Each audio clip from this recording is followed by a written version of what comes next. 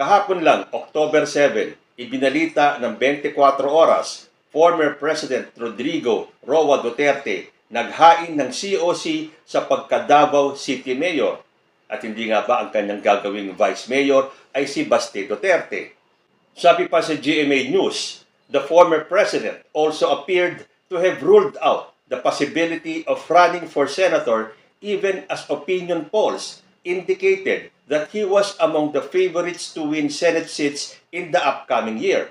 Sabi pa ng 79-year-old Duterte, "You think I can carry a national campaign at my age? Or you want me to die? Mukhang hindi ko na kaya. Let us be realistic about it." So kahit na gusto ni PDP President Robin Padilla at ni Bato de la Rosa na tumakbo pa rin senador si former President, mukhang hindi na magkakatotoo yun dahil nag-file na ng COC si Rodrigo Duterte sa pagka-mayor ng Davao City. Pero kanina umaga, may lumabas sa social media na ganitong balita na galing di umano sa Manila Standard. Just in, former President Rodrigo Duterte canceled his certificate of candidacy for Davao City Mayor and instead registered to join the 2025 senatorial race on the last day of filing period. A report from DZRH Radio said Duterte, who has been faring well in the pre-election surveys for senator, would be returning to national politics in next year's elections. He has withdrawn his COC for Davao City Mayor, which he filed yesterday, October 7. Duterte is reportedly set to file his COC for senator at the Manila Hotel City 10, where the Commission on Elections set up a temporary office to accommodate a number of aspiring politicians expected to submit their candidacies on the last day of registration period. So ang naging reaction ko dito, sabi ko na nga ba drama lang talaga yung pagpa-file ni Rodrigo Duterte ng COC sa pagka-mayor. Pero, totoo kaya ang balita o fake news lang? Alam niyo naman sa social media ngayon, naglipa na ang fake news. So, hinanap ko muna sa internet at ito ang nakita ko sa Manila Standard. Duterte Patriarch pivots to running for senator. Ito po by Manila Standard, October 8, 2024 ng 9:47 a.m. Former President Rodrigo Duterte canceled his certificate of candidacy for Davao City Mayor and instead registered to join the 2025 senatorial race.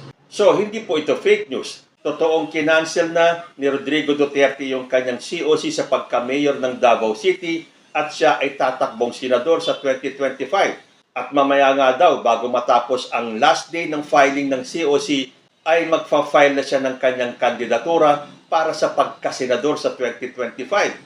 Sinabi ko na nga ba hindi dapat talaga pagkatiwalaan kung ano ang sinasabi ni former President Rodrigo Duterte. May sasabihin siya ngayon, bukas lang or maya-maya lang magbabago na naman siya ng isip at mag-iiba naman ng kanyang statement. Ito na nga. Bago pa naman siya nag-file ng COC sa pagka-mayor, siguradong nababasa niya sa mga survey na lumalabas, pasok siya sa top 12 na senatorial preferences. And yet, nag-file pa rin siya ng COC for Davao City Mayor. Yung pala, drama lang niya, which is expected na po natin from Rodrigo Duterte. O baka naman pinakinggan niya ang dalangin ni Robin Padilla at ni Bato de la Rosa na dapat tumakbo siyang senador sa 2025. Siya na mismo ang nagsabi, anong gusto nyo? Mamatay ako? Magko-collapse na lang ako? Hindi ko na kaya yung national campaigning, going around the country para ikampanyang sarili ko? Let us be realistic about it. O so asa na yung pagiging realistic ni Duterte? Kung makikita po natin, at 79, mahina na po si former president. Hirap na nga po siyang maglakad Tapos ngayon, he will embark in a national campaign para sa pagkasenador. Sa bagay, hindi po talaga katakataka. Tatak Duterte po yan, yung pabago-bago ng salita. O sa ibang meaning sinungaling. Ito ang sasabihin niya ngayon, iba ang sasabihin niya bukas. Hindi ba ganyan siya kay President Bongbong Marcos? Sasabihin niya, adik ang ating presidente. Tapos after a few days, wala akong sinabing adik si President Bongbong Marcos. Tapos biglang babanat na naman siya, mumurahin na naman niya si PBBM. Tapos ngayon, nagbabait-baitan na naman siya at sinasabi niya, hindi korap si Bongbong Marcos.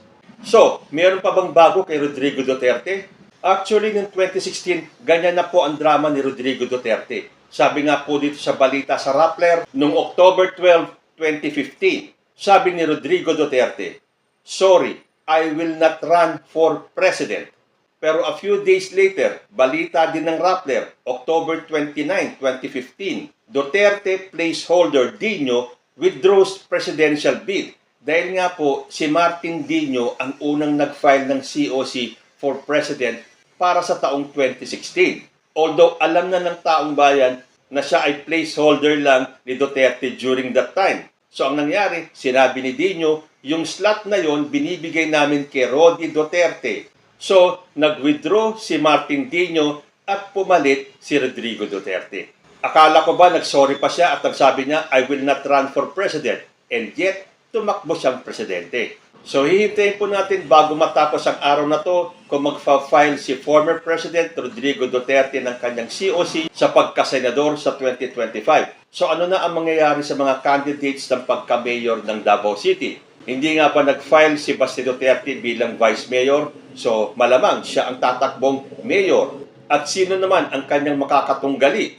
Balita naman sa Inquirer, Carlo Nograles formalized his intention to run for mayor of Davao City. Nograles filed his certificate of candidacy a day after he resigned as chairperson of the Civil Service Commission. Sa kanyang resignation letter, Nograles said he plans to bring and apply the lessons he learned while serving as CSC chief and a public servant to his hometown. So ito pong si Carlo Nograles ang tatapat kay Baste Duterte. So kung nag-withdraw na nga si Rodrigo Duterte sa pagka-mayor ng Davao City, malamang si Baste Duterte ang tatakbo muli para sa pagka-mayor. So magiging magandang laban ito. Baste Duterte versus Carlo Nograles. Well, syempre yung mga DDS supporters, sabi nila, ano ang laban ni Carlo Nograles kay Baste Duterte?